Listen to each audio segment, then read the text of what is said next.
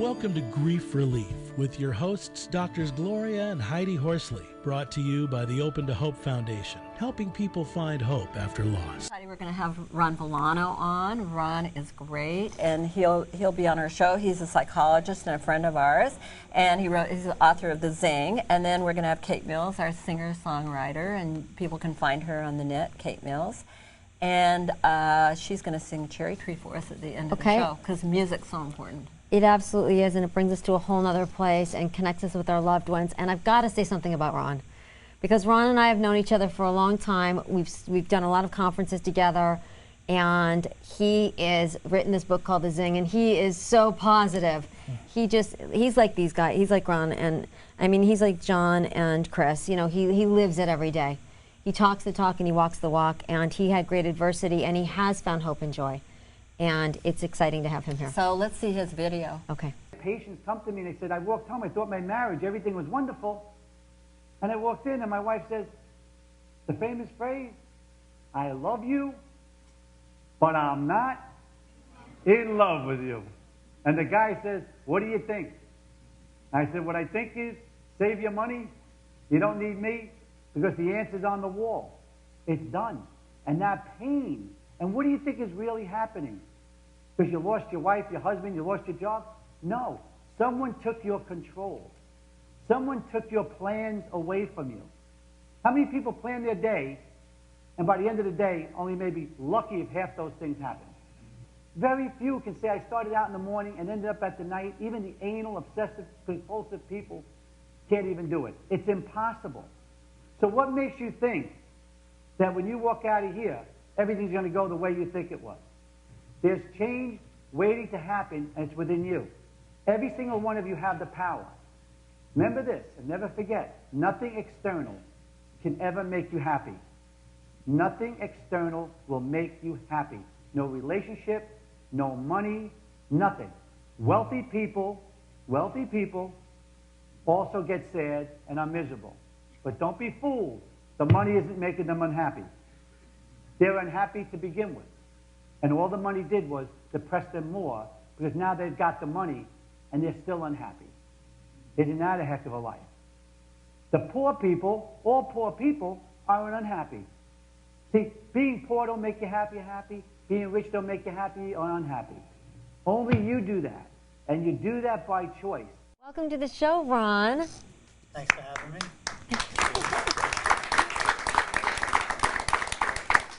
It's so great to have you on, and we love the Zing, and we love your Zing, and you know, this is such a great book, and you're such an inspiration. And tell them, you lost your son as a teenager, Michael, and it hasn't been an easy road. No, it was very tough, and anyone who has lost a child understands that the pain of losing a child is just horrendous, tremendous, and it's not something you could ever even, you can't fathom until you live it. And I always say to people who had loss of a child that we're in a lousy club, because it's, you know, the initiation was very high to pay, but we are in this club. And you know what I'm here to tell people is that yes, I was miserable, I was depressed. When I lost my son Michael at 17 years old, I said, you know, he took my life. You didn't even get out of bed. Nothing. Couldn't get out of bed, couldn't do anything. I can't imagine you totally shut down. I was so shut down, lost about 35 pounds. People thought there was much more going on with me than the loss. And really, that's what it was about. And you're right, it shut me down. I couldn't do anything for many years. I know people watching the show, so there's some people out there feeling the same way. But I'm here to give some good news. I say, you know, now Michael gave me life. You know, I understand that death is real. And I believe when you know death is real is when you start living. And I believe now it's real, and I live every single moment. When I see people, and I'm on this show, I don't live in a networking world. I live in a world that I live in the moment. I'm here for a purpose and a reason. And I'm hoping my purpose on your show, and you know I love you two guys, you guys do a great job, is that maybe someone listening, a person, I will plant a seed that will get them up and maybe go to someone else who may water it. You know, and Open to Hope, which is a wonderful organization, and I say that from my heart because you're in it for the same reason I'm in this, and that's just to help people. And I have steered a lot of my patients to opentohope.com because that's where you can get a variety of resources to help. That's the only thing that can help someone to get from miserable to happiness, is knowing that they're not alone, but besides that, there are tools and avenues that you can go to that can get you to a nicer place. All right, and you wrote the Zing. Uh-huh. And tell us about the Zing. Why do you call it the Zing, and how can I get the Zing? And I love that name. I do the too. Zing. Well, living the Zing is living life 2 levels above passion. So Okay. people will I say, like it, Ron. So some people will say, why can't I just live passionately? Yeah. Because most people don't live passionately. Most Right. people are existing. And that's what keeps psychotherapists in business. Mm-hmm. However, the thing is, if you go for 2 levels above passion, maybe you will land in a passionate mode or be passionate about something. Mm-hmm. You know, if you're passionate about flowers, that's wonderful. You're passionate about being on a show like this, that's wonderful. But you need to catch the zing. Feel the zing. Feel life. This is what you have right now. Okay, now I want to know, how long did it take you to feel the Zing after a tremendous loss? For me, approximately 8 years. Whoa, okay, Probably so 8 it's years. not but you weren't totally miserable for 8 years. I was It's a totally- gradual. Yeah, I would say I was pretty miserable for about a good 4 or 5 years. Wow. I mean, for me, you know, I was in love with my son. And not saying anyone watching that needs to grieve the way I did. But I went through a very deep level of grief, which I believe now took me to a very high level of joy. Well, the good part of what I'm hearing is that although you were in a deep level of grief for many, many years, 8, now you're in this incredible place of joy and hope, Absolutely. which is helpful for those out there that are 3, 4, 5 years away from the death and still in a bad place. Absolutely. Well, I say this. I say, one of my phrases, honor your loved one's life by living yours. Oh, I like it. Okay, Ron, so where are you located? I know you've got a radio show. How can people find you? I think go to make it simple, thezing.com. Okay. I'll get you right where we're at. And find out about your radio show. And, Yeah, and all everything's those on thezing.com, and if we could help someone, that's great. And you also do keynote speeches all over the country. And you're Yes. fabulous, because I've seen you. And Thank you're in you. New Jersey, right? Long Island. Long Island. Why yeah. did I think New Jersey? Yeah. Anyway, Long Island. All So right, maybe so people, I'm sounding like a New Jersey. so people can see you out there. They can see me, they give a call. We have, I have 3 locations for psychotherapy. 14 therapists work for me, from psychologists to social workers, mental health counselors. We're there to help. I mean, no matter what, we work with insurance, and everything else. But the point of the whole thing is, if someone's feeling down, they don't have to be. And that was the point of me being here today, is to let someone out there know that you don't have to be in that dark spot. There is help, and you can get there. I never thought I would. I have a story of Job. If we had more time, I mean, there's so much more to my life than sometimes I portray out there, but there's a lot to it. And there's a lot of things to do in your life to bring joy to you. And one of them is, and I believe in this, seek out a professional counselor.